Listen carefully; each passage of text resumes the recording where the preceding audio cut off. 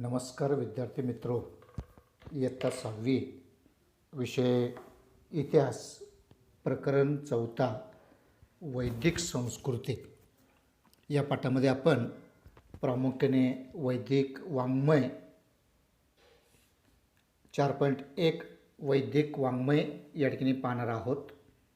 विशेषतः वेद वाङ्मयावर आधारलेल्या संस्कृतीस वैदिक संस्कृती असे म्हणतात. वैदिक वाङ्मय संस्कृत भाषेमध्ये लिहिलेले आहे. उदाहरणार्थ 4 वेद, ब्राह्मण ग्रंथ, आरण्यके व उपनिषदे हे वैदिक वाङ्मय रचण्यास साधारणपणे 1500 वर्षाचा कालावधी लागला. सुरुवातीस या वाङ्मयाचे पाठांतराच्या आधारे जतन केले गेले. वेदांना श्रुती असेही म्हणतात. हे वैदिक वाङ्मय या ठिकाणी पाहणार आहोत. 4.2 यामध्ये प्रामुख्याने कुटुंब व्यवस्था, विशेषतः वेदकालीन कुटुंब व्यवस्था जी की आहेत त्या कुटुंब व्यवस्था, त्यांचं दैनंदिन जीवन, घरे, आहार या ठिकाणी पाहणार आहोत. त्यानंतर तिसरं प्रामुख्याने वेदकालीन आर्थिक जीवन आणि सामाजिक जीवन या प्रमुख 3 मुद्द्यांचा विचार आजच्या तासामध्ये आपल्याला या ठिकाणी करावायचा आहे.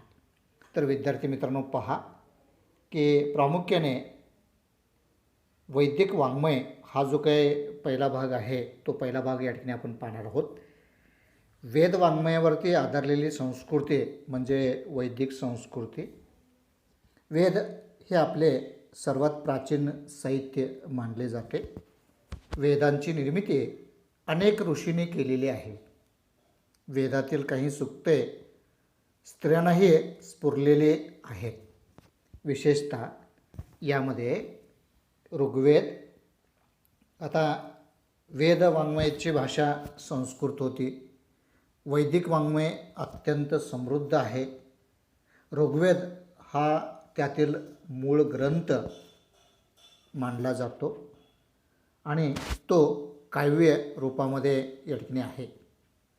ऋग्वेदासह यजुर्वेद, सामवेद आणि अथर्ववेद हे 4 वेद या ठिकाणी आहेत आणि या 4 वेदांच्या ग्रंथांना संहिता असे या ठिकाणी म्हणतात.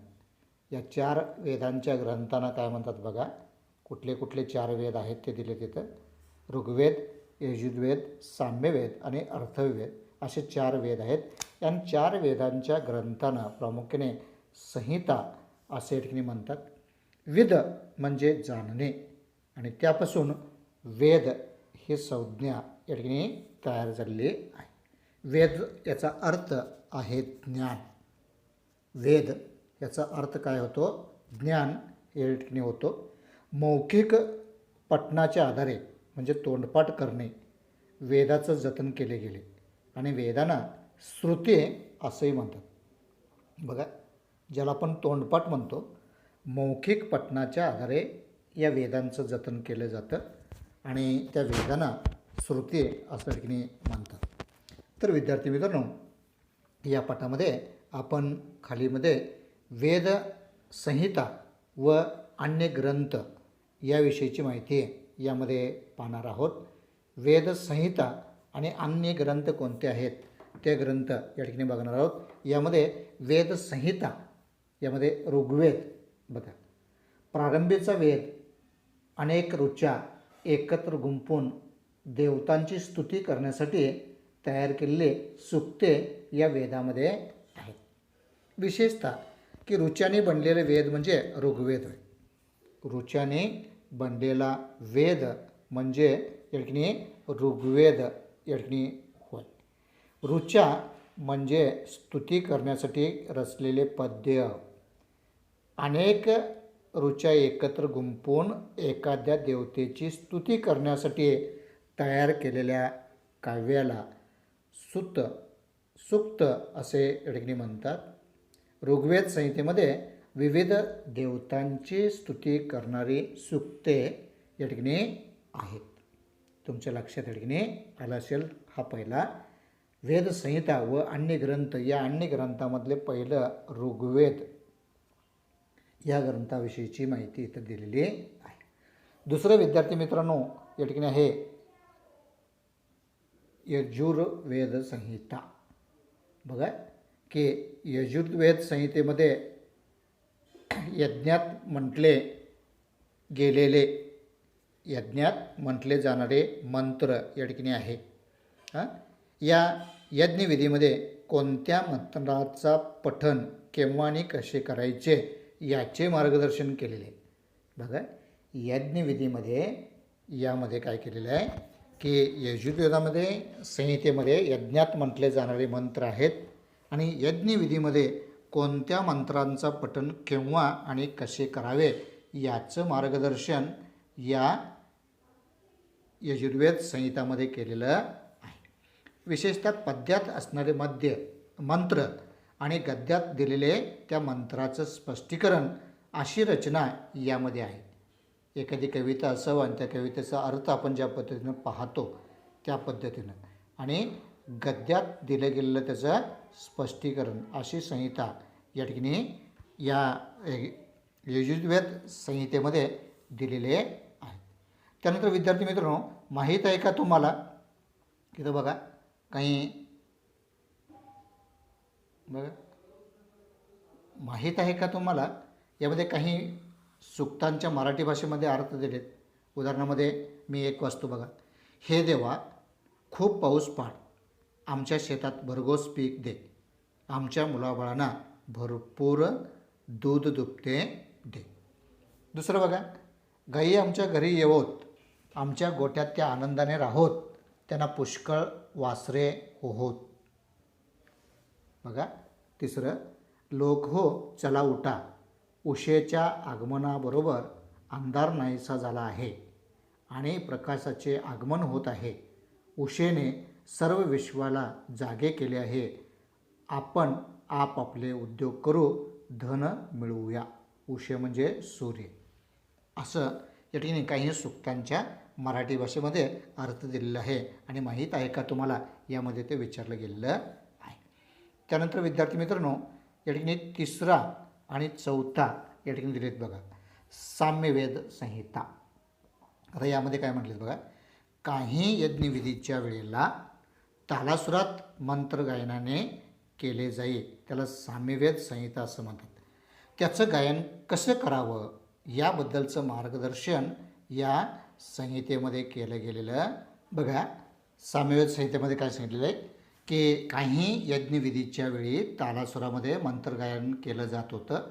ते गायन कसं करावं याबद्दलचं मार्गदर्शन साम्यवेद संहितेमध्ये केलं गेलेलं आहे. विशेषतः भारतीय संगीताच्या निर्मितीमध्ये या साम्यवेदाचा मोठा वाटा या ठिकाणी आहे. आलं लक्षात. बघा. त्यानंतर चौथं अर्थववेद. बघा. या अर्थववेदाच्या संहितेला अर्थव ऋषीचे नाव देण्यात आलेले आहे. अर्थववेदात दैनंदिन जीवनातील अनेक गोष्टींना महत्त्व दिलेलं आढळते. आयुष्यात येणाऱ्या संकटावरती आणि दुखण्यावरती करायचे उपाय यामध्ये सांगितले गेले आहेत. तसेच औषधी वनस्पतीचीही माहिती या वेदामध्ये दिलेलं आहे. याला आपण आयुर्वेद असं म्हणतो बघा विद्यार्थी मित्र. औषधी वनस्पतींची माहिती या वेदावरती या ठिकाणी दिलं गेलेलं आहे. राज्याने राज्य कसे करावे याचंही मार्गदर्शन या वेदामध्ये केलं गेलेलं आहे. एवढंच नाही तर संहिताच्या रचनेनंतर ब्राह्मण ग्रंथ, आरण्यके, उपनिषदे याची रचना केली गेलेली आहे. त्यांचाही समावेश या वेदवाङ्मयामध्ये होतो आणि ते वेदवाङ्मय या ठिकाणी पुढं दिलेत बघा. उदाहरणामध्ये ब्राह्मण ग्रंथ दिलेत बघा. यज्ञविधीमध्ये वेदांचा वापर कसा करावा याचं मार्गदर्शन या ब्राह्मण ग्रंथामध्ये दिलेलं आहे. प्रत्येक वेदाचं स्वतंत्र ब्राह्मण ग्रंथ या ठिकाणी आहे. प्रत्येक वेदाचं स्वतंत्र ब्राह्मण ग्रंथ या ठिकाणी आहे. त्यानंतर आरण्यके म्हणजे काय बघा की अरण्यात जाऊन एकचित्ताने केलेले चिंतन त्याला आरण्यके ग्रंथामध्ये मांडलेलं आहे बघा. इथं दिलेलं आहे. आरण्यके ग्रंथामध्ये. यज्ञविधी पार पाडत असताना कोणत्याही प्रकारची चूक होऊ नये याची खबरदारी घेतली गेलेली दिसते. त्याला आपण आरण्यके असं म्हटलेलं आहे. आणि तिसरं उपनिषदे. बघा, उपनिषद म्हणजे गुरुजवळ बसून मिळवलेले ज्ञान होय. उपनिषद म्हणजे काय बघा विद्यार्थी मित्रो, गुरुजवळ बसून मिळवलेले ज्ञान म्हणजे या ठिकाणी उपनिषद होय. त्याचबरोबर या ठिकाणी जन्म मृत्यूसारख्या गहन प्रश्नावरती या ठिकाणी चर्चा केली जाते. बघा, जन्म मृत्यू यासारखे जे काही विषय आहेत त्या गहन विषयावरती यामध्ये चर्चा केली जाते. त्या प्रश्नांची उत्तरे सहज मिळत नाही अशा गहन प्रश्नावरती या उपनिषदामध्ये चर्चा केलेली आहे. एवढंच नसून 4 वेद, ब्राह्मण ग्रंथ, आरण्यके आणि उपनिषदे रचना करण्यास साधारणपणे 1500 वर्षाचा कालावधी या ठिकाणी गेलेला आहे. बघा, आणि त्यामधून काय झालेलं आहे की साधारणपणे 1500 वर्षाचा कालावधी लागला आणि त्या कालावधीमध्ये वेदकालीन संस्कृतीमध्ये अनेक बदल होत गेले आणि त्या बदलांचा आणि वेदकालीन लोकजीवनांचा अभ्यास करण्यासाठी वैदिक वाङ्मय हे खूप महत्त्वाचं या ठिकाणी आहे. मग विद्यार्थी मित्रांनो, हा दुसरा मुद्दा जो काही पाहणार आहोत आपण, तर त्या मुद्द्यामध्ये आपणाला असं दुसरा मुद्दा जो काही पाहणार आहोत तो मुद्दा म्हणजे या ठिकाणी वेदकालीन संस्कृतीची वैशिष्ट्ये. आता कुठली वैशिष्ट्ये आहेत हे वैशिष्ट्ये आपण या ठिकाणी बघणार आहोत. बघा, वेदकालीन संस्कृतीची वैशिष्ट्ये या ठिकाणी बघणार आहोत. त्यातलं पहिलं वैशिष्ट्य म्हणजे कुटुंब व्यवस्था किंवा कुटुंब पद्धत आणि त्या कुटुंब पद्धतीमधलं त्यांचं दैनंदिन जीवन जे काय आहे ते दैनंदिन जीवन या ठिकाणी पाहणार आहोत. तर मुख्यतः कुटुंब व्यवस्था बघत असताना पहिल्यांदा किंवा कुटुंब पद्धती बघायचं म्हटलं तर या पद्धतीमध्ये एकत्र कुटुंब पद्धती या ठिकाणी होती. वेद काळात एकत्र कुटुंब पद्धती होती. कुटुंबातील कर्ता पुरुष हा घराचा प्रमुख म्हणजे गृहपती असे. बघा, या संस्कृतीमध्ये काय होतं वैशिष्ट्यामध्ये कुटुंब व्यवस्थामध्ये वेदकालीन कालावधीमध्ये एकत्र कुटुंब पद्धती होती. कुटुंबातील कर्ता पुरुष घराचा प्रमुख असे आणि त्याला आपण गृहपती असे या ठिकाणी म्हणत असे. गृहपतीच्या परिवारामध्ये त्याचे वृद्ध माता पिता, त्यांचे लहान भाऊ आणि त्या भावाचे परिवार, त्यांची पत्नी आणि मुले, त्यांच्या मुलांचा परिवार असा सर्वांचा समावेश होत असे. ही कुटुंबव्यवस्था पुरुषप्रधान होती. सुरुवातीच्या काळात लोपामुद्रा, गार्गी, मैत्रेयी अशा काही विद्वान स्त्रियांचा उल्लेख वैदिक कालावधीमध्ये या ठिकाणी आढळतात. इथं म्हटलेत बघा विद्यार्थी मित्रांनो, उदाहरणामध्ये इथं दिलेत बघा की वेदकालीन या ठिकाणी कालावधीमध्ये लोपामुद्रा, गार्गी, मैत्रेयी अशा काही विद्वान स्त्रियांचा उल्लेख वैदिक साहित्यामध्ये या ठिकाणी आढळतात. परंतु हळूहळू स्त्रियावरील बंधने वाढत गेली. त्यांचे कुटुंबातील आणि समाजातील स्थान अधिकाधिक दुय्यम होत गेलं हे पुढे या ठिकाणी सांगितलेलं आहे. त्यानंतर दुसरा मुद्दा आपण बघणार आहोत वेदकालीन घरे. वेदकालीन घरांच्या बाबतीमध्ये या ठिकाणी आपण पाहणार आहोत. वेदकालीन घरे कशा स्वरूपाची होते. दुसरा मुद्दा बघा घरे. वेदकाळातील घरे प्रामुख्याने मातीची किंवा कुडाची असत. गवत आणि वेलीचे जाडसर तट्टे विणून त्यांच्यावरती शेण आणि माती लिपून तयार केलेली भिंत म्हणजे कूड.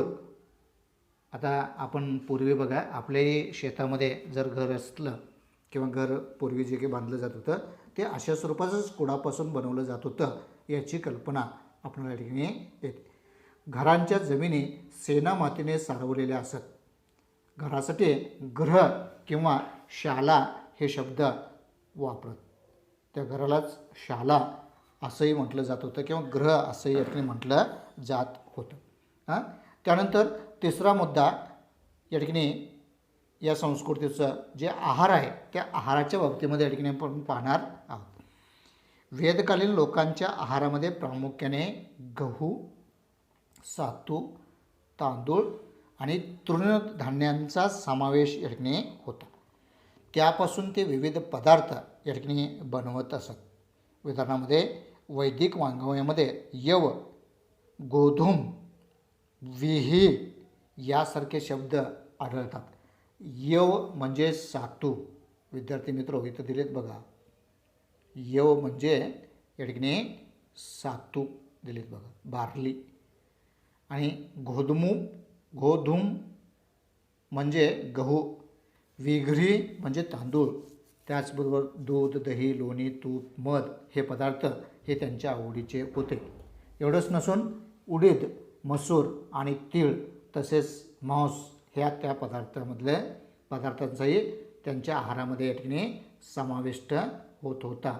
हे या ठिकाणी सांगितलेलं आहे. किंवा आपल्याला कालीन वस्त्रे बघा, त्या तंत्र काय बघणार आहोत, वेदकालीन वस्त्रे या ठिकाणी पाहणार आहोत. चौथा मुद्दा आपल्याला या ठिकाणी वस्त्रे सांगता येतील, तो वस्त्रे या ठिकाणी दाखवलेत बघा. चौथा मुद्दा, वेदकालीन लोक प्रामुख्याने लोकरी आणि सुती वस्त्रे वापरत. वल्के म्हणजे झाडांच्या सालीपासून तयार केलेली वस्त्रे. बघा, पूर्वी वस्त्राला काय म्हणत होते, वल्के म्हणत होते. वल्के म्हणजे झाडांच्या सालीपासून तयार केलेली वस्त्रे. तसेच प्राण्यांच्या कातडीचाही उपयोग वस्त्र म्हणून केला जाईल. विशेषतः स्त्री आणि पुरुष फुलांच्या माळा या ठिकाणी वस्त्र म्हणून वापरत होते. त्याचबरोबर विविध प्रकारच्या मण्यांच्या माळा, सोन्याचे दागिने वापरत असत. निष्क नावाचा गळ्यातील दागिना विशेष लोकप्रिय होता. विद्यार्थी मित्र या ठिकाणी आहे बघा, निष्क हा जो काही दागिना आहे तो दागिना, त्यामध्ये गळ्यातला दागिना विशेष लोकप्रिय असावा. त्याचा उपयोग वस्तूंच्या खरेदी विक्रीसाठी केलं जात होतं असंही या ठिकाणी आपल्याला मानता येते. त्यानंतर पाचवा मुद्दा विद्यार्थी मित्रांनो, त्या कालावधीमध्ये असलेलं या ठिकाणी जे वाद्य आहेत किंवा वादनाचे जे काही साहित्य आहेत ते साहित्य या ठिकाणी दिलेत बघा.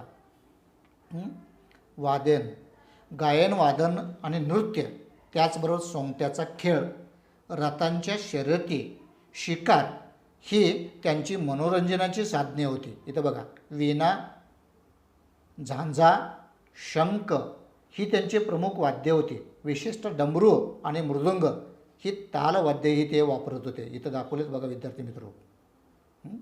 वेदकालीन वाद्ये कोणकोणती वाद्ये आहेत, त्या वाद्यांची नावं तुम्हाला माहीत असणं आवश्यक आहे. इथं दिलेत बघा, झांजा, शंख, वीणा ही प्रमुख वाद्ये होती. त्याचबरोबर डमरू आणि मृदुंग ही तालवाद्यही हे लोक या ठिकाणी वापरत होते. तर अशा पद्धतीनं वेदकालीन संस्कृतीची वैशिष्ट्ये, त्या वैशिष्ट्यामध्ये आपण बघितलं की कुटुंब पद्धती बघितली. कुटुंब पद्धतीचं एक वाक्य सांगायचं म्हटलं तर एकत्र कुटुंब पद्धती होती. कुटुंबामध्ये पितृसत्ताक कुटुंब पद्धती या ठिकाणी होती. आणि त्या कुटुंब व्यवस्थेमध्ये कर्त्या पुरुषाला ग्रहपती म्हणत हे आपण बघितलं. त्यानंतर घरे विशेषतः मातीची आणि कुडाची गवत, त्याचबरोबर वेलीचे तट्टे विणून शेणाने मातीने ते लिपून कूड म्हणजेच भिंत तयार करत होते, हे आपण बघितलं. आहारामध्ये गहू, सातू, तांदूळ, उडीद आणि मसूर आणि तीळ आणि त्याचबरोबर मांस या अन्नांचा समावेश होता.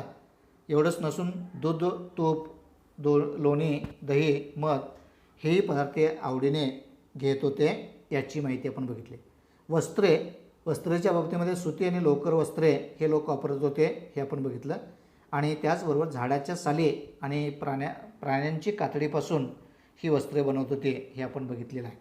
त्यानंतर अलंकाराच्या बाबतीमध्ये या ठिकाणी निष्क हा गळ्यातील दागिना लोकप्रिय होता.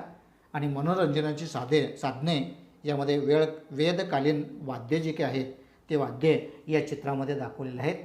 उदाहरणामध्ये वीणा, झांजा, शंख, डमरू, मृदंग हे तालवाद्ये या ठिकाणी दाखवलं गेलेलं आहे. त्यानंतर विद्यार्थी मित्रांनो 4.3चा हा घटक आपण बघणार आहोत, तो म्हणजे या ठिकाणी इथलं आर्थिक जीवन. बघा, त्या आर्थिक जीवनामध्ये कोणकोणत्या घटकांचा समावेश होतो ते आपण बघणार आहोत.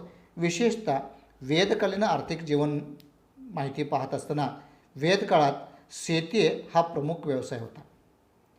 अनेक बैल जुंपलेल्या नांगराने नांगरणी करून त्या ठिकाणी शेती केली जात होती आणि खत म्हणून या ठिकाणी शेणखताचा उपयोग केला जात होता. एवढंच नाही तर पिकावरील कीड व त्यावरील उपाय यांची त्यांना माहिती होती. पशुपालनही हे लोक करत होते. विशेषतः गाय, बैल, कुत्रा, घोडा याचं पालन केले जाई. गाईचं विनिमयासाठी उपयोग केला जात होता. म्हणजे जसं आपण आता पैसा हा विनिमयाचं साधन म्हणून वापरतो, तसं एखादी वस्तू घ्यायची असेल तर त्या मोबदल्यामध्ये गाई दिलं जात होतं. म्हणजे गाईचा वापर विनिमयासाठी केला जात होता असं आपल्याला या ठिकाणी म्हणता येते. त्याचबरोबर या वेदकालीन जे काही रथ दाखवले पहा इथं, याची माहिती आहे आपल्याला या ठिकाणी मिळू शकते. बघा इथं दाखवले, बघा वेदकालीन रथ दाखवलेलं आहे आणि त्या रथाची सुद्धा माहिती आपल्याला मिळते. आऱ्याची 4 चाकी असणारा वेगवान रथ ते बनवत असत. व्यावसायिक व कारागीर यांच्या श्रेणी असत आणि श्रेणीच्या प्रमुखांना ते श्रेष्ठी असं म्हणत. श्रेणीच्या प्रमुखांना काय म्हणत? श्रेष्ठी असं ठिकाणी म्हटलं जात होतं. एवढंच नाही तर माहीत आहे का तुम्हाला, यामध्ये आपणाला काही माहिती करून घ्यायचं आहे. घोड्याला अश्व असे म्हणतात. एखाद्या इंजिनाचा वेग मोजण्यासाठी जे एकक वापरले जाते त्याला अश्वशक्ती, इंग्रजीमध्ये त्याला आपण हॉर्स पॉवर म्हणतो. बघा तर हे माहीत आहे का तुम्हाला, याने विचारलेलं आहे. त्याचबरोबर या आर्थिक जीवनामध्ये शेती आणि पशुपालन याच्या खेरीज इतर आणखीन काही व्यवसायांचा विकास या कालावधीमध्ये झालेला होता. यामध्ये या व्यवसायामध्ये विविध कारागीर समाजव्यवस्थेचं महत्त्वाचं घटक होतं. त्यांना श्रेणी या नावाने ओळखले जात होते. त्यांचे स्वतंत्र संघ होते. अशा श्रेणीच्या प्रमुखाला श्रेष्ठी असं म्हटलं जात होतं. परंतु हळूहळू व्यावसायिक कारागिरांच्या दर्जा हा दुय्यम होत गेलेला आहे असं आपल्याला म्हणता येईल. मग या आर्थिक जीवनाबरोबरच त्यांचं सामाजिक जीवन कसं होतं, त्या सामाजिक जीवनाविषयीची माहिती आहे या ठिकाणी आपण पाहणार आहोत. या समाज जीवनामध्ये मुख्यतः 4 वर्ण होते. कोणते वर्ण होते? 4 वर्ण या ठिकाणी होते. बघा, 1 ब्राह्मण, 2 क्षत्रिय, 3 वैश्य आणि 4 शूद्र असे 4 वर्ण या ठिकाणी होते. हे वर्ण व्यवसायावरून ठरत होते. हे वर्ण जे हे लोक व्यवसाय करतात, उद्योग करतात, त्या उद्योगावरनं व्यवसायावरनं या ठिकाणी ठरत. नंतरच्या काळात वर्ण हे जन्मावरून ठरू लागले. वर्ण हे जन्मावरून ठरू लागले. त्यामुळे विविध जाती निर्माण झाल्या आणि जाती व्यवस्थेमुळे समाजामध्ये आज आपण बघतोय की जाती विषमता निर्माण झालेली आहे. आदर्श आयुष्य कसे असावे यासंबंधीच्या काही कल्पना वेदकाळात प्रचलित झाल्या होत्या. त्यामध्ये जन्मापासून मृत्यूपर्यंत 4 टप्प्याचा 4 आश्रम असे म्हटले जात होते. बघा, जन्मापासून मृत्यूपर्यंत जो काही प्रवास आहे त्या प्रवासामध्ये 4 आश्रम या ठिकाणी 4 टप्प्यामध्ये त्याची विभागणी केली होती. त्याला 4 आश्रम असं म्हटलं गेलं आहे. पहिला आश्रम म्हणजे ब्रह्मचर्य आश्रम, गुरुजवळ राहून विद्या प्राप्त करण्याचा काळ. जसं आपलं संस्थेची निर्मिती झालेली आहे त्या पद्धतीनं आपल्या संस्थेचं जशी निर्मिती झाली आहे त्या पद्धतीनं पहिला जो काय आहे तो म्हणजे ब्रह्मचर्याश्रम, गुरुजवळ राहून विद्या प्राप्त करण्याचा जो काळ आहे त्याला तो आपण ब्रह्मचर्याश्रम असं म्हटलेलं आहे. या ब्रह्मचर्य आश्रम यशस्वी रीतीने पार पाडल्यानंतरचा पुढचा टप्पा म्हणजे गृहस्थाश्रम. इथं दाखवलं बघा, गृहस्थाश्रम. या काळात पुरुषाने कुटुंब आणि समाज यांच्यासाठी असलेली आपली कर्तव्ये आणि पत्नीच्या साह्याने पार पाडावीत अशी अपेक्षा असते. तिसरा आश्रम म्हणजे वानप्रस्थाश्रम, इथं दाखवलेत बघा. तिसरा आश्रम म्हणजे वानप्रस्थाश्रम हा म्हटलेलं आहे. आणि त्यानंतरचा जो चौथा टप्पा आहे, इथं बघा गुरु आणि शिष्य, पूर्वी ज्या पद्धतीने शाळा होती त्या शाळा या ठिकाणी दाखवलेत बघा. आणि चौथ्या टप्प्यावरती घरादाराच्या मोहाचा त्याग करून दूर जावे, मनुष्यवस्ती नसलेल्या ठिकाणी राहावे आणि अत्यंत साधेपणाने जगावे. आणि चौथा आश्रम म्हणजे संन्यासाश्रम. संन्यासाश्रम या टप्प्यावरती मनुष्याने सर्व नात्यांचा त्याग करून मनुष्य जन्माचा अर्थ समजावून घेण्यासाठी जगावे, फार काळ एका ठिकाणी राहू नये असा संकेत यामध्ये आहे. विद्यार्थी मित्रांनो, या ठिकाणी विविध जे काही 4 आश्रमाचे नावं दिलेत तुम्हाला आणि त्यांचं कर्तव्य दिले. एकाच वाक्यामध्ये एक पहिला आश्रमाचं नाव सांगितलं तर ब्रह्मचर्याश्रम. गुरुगृही राहून अध्ययन करायचं जो कालखंड आहे तो कालखंड म्हणजे या ठिकाणी ब्रह्मचर्याश्रम असं आपण म्हणू शकतो. दुसरं बघितलं आपण गृहस्थाश्रम. पुरुषाने आणि समाज त्यांच्यासाठी पत्नीच्या साह्याने आपले कर्तव्य पार पाडावीत हे कर्तव्य यामध्ये सांगितलेलं आहे. तिसरं वानप्रस्थाश्रम. यामध्ये घरादाराचा मोह त्याग करून निर्मनुष्य जागी साधेपणाने राहण्याचा जो कालावधी आहे तो कालावधी म्हणजे वानप्रस्थाश्रम होय. आणि शेवटचा जो काय आहे तो म्हणजे संन्यासाश्रम. सर्व नात्यांचा त्याग करून मनुष्य जन्माचा अर्थ समजावून घेण्यासाठी जगावे, एके जागी फार काळ राहू नये असे कर्तव्य या संन्यासाश्रमामध्ये सांगितलेलं आहे. तर अशा पद्धतीनं या तासामध्ये आपण विद्यार्थी मित्रांनो प्रामुख्याने काय काय पाहिलं बघा, की पहिल्यांदा वेद वाङ्मय म्हणजे काय हे आपण या ठिकाणी बघितलेलं आहे.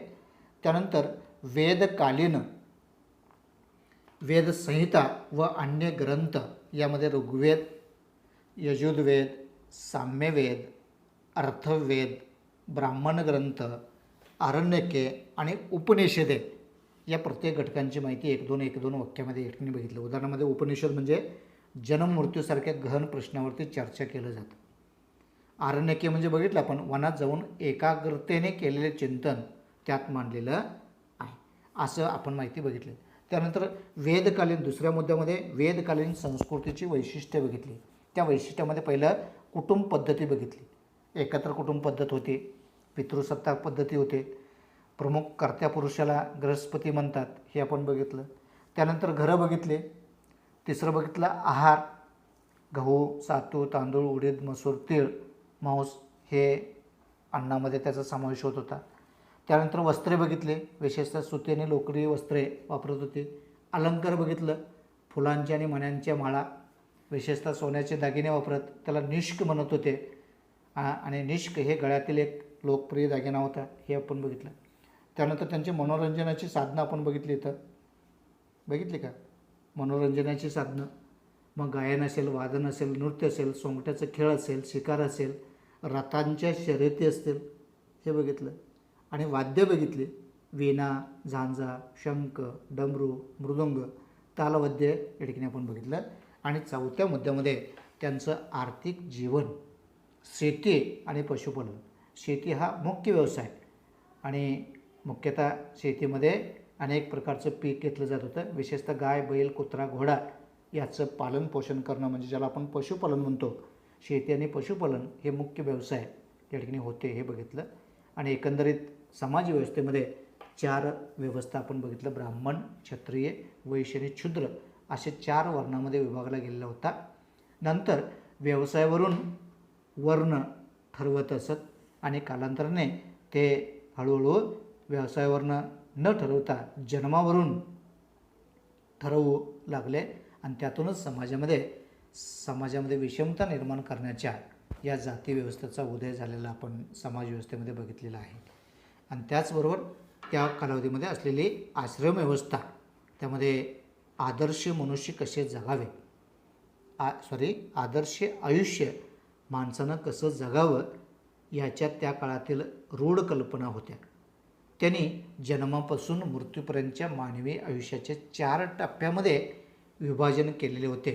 त्यालाच आपण 4 आश्रम असं या ठिकाणी म्हणतो. आणि त्या 4 आश्रमामध्ये मुख्यतः एक ब्रह्मचार्याश्रम, दुसरं आपण बघितलं गृहस्थाश्रम, तिसरं वानप्रस्थाश्रम आणि चौथं बघितलं आपण संन्यासाश्रम. अशा 4 आश्रमाची व्यवस्था या ठिकाणी होते. त्या प्रत्येकांचं कार्यसुद्धा कर्तव्यसुद्धा आपण बघितलेलं आहे. उदाहरणामध्ये गृहघरी राहून अध्ययन करणं ब्रह्मचर्य. गृहस्थाश्रम पुरुषाने कुटुंब आणि समाजात त्याच्यासाठी पत्नीच्या साहाय्याने आपली कर्तव्य पार पाडणं. वानप्रस्थाश्रम घरादाराचा मोह त्याग करून निर्मनुष्य जागे साधेपणानं जगणं किंवा राहणं. आणि संन्यासाश्रम यामध्ये सर्व नात्यांचा त्याग करून मनुष्य जन्माचा अर्थ समजावून घेण्यासाठी जगणं आणि एका ठिकाणी फार काळ न राहणं, अशा अनेक घटकांचा बद्दलची माहिती या वैदिक संस्कृतीमध्ये बघितलेलं आहे. राहिलेला भाग धर्मकल्पना आणि इतर जे काही भाग आहे तो भाग शासन व्यवस्था आणि स्वाध्याय हे आपण पुढच्या तासामध्ये पाहणार आहोत.